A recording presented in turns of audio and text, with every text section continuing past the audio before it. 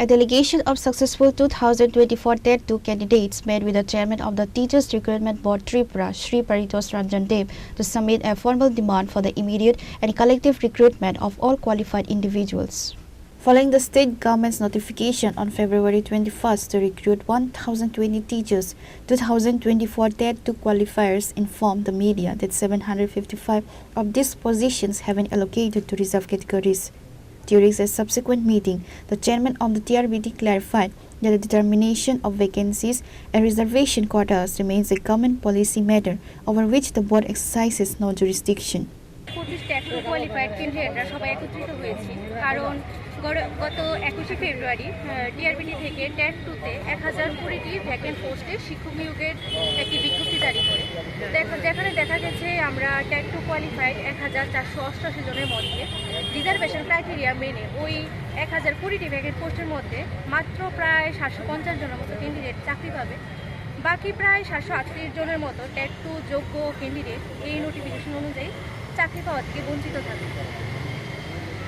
আমাদের এটাই বক্তব্য যে আরটিআই তথ্য অনুসারে 4000-এর উপর ভ্যাকেন্ট পোস্ট থাকা সত্ত্বেও কেন আমাদের সকল টেট 2 কোয়ালিফাইড 1488 জনকে একত্রে নিয়োগ করা হচ্ছে না।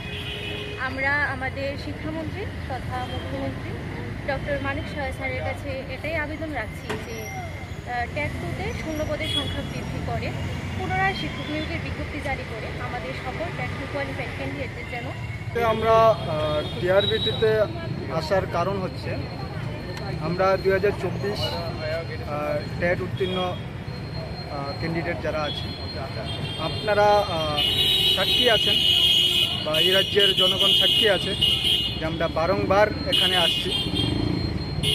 আমাদের একটাই দাবি ছিল প্রথম থেকে আজ অবধি যে সকলকে একসাথে নিয়োগ করা।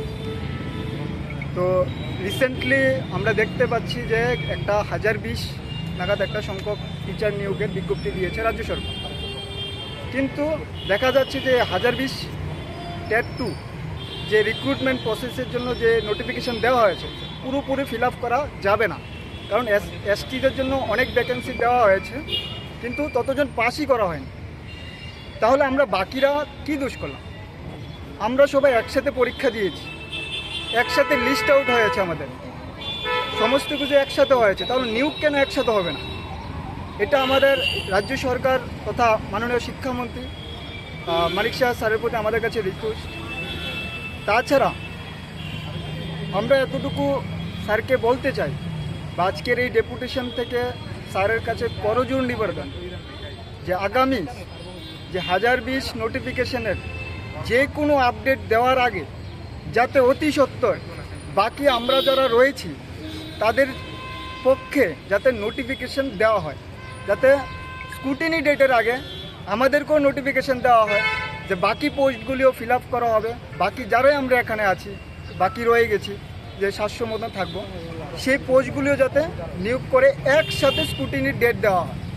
এই আবেদনটুকুই আমাদের আজকে আমি সবার পক্ষ থেকে রাজ্য সরকার এবং কি তথা আমাদের রাজ্যের অভিভাবক শিক্ষামন্ত্রী স্যার মাননীয় মানিক সাহা স্যারের কাছে করজোড়ে আবেদন করেছি।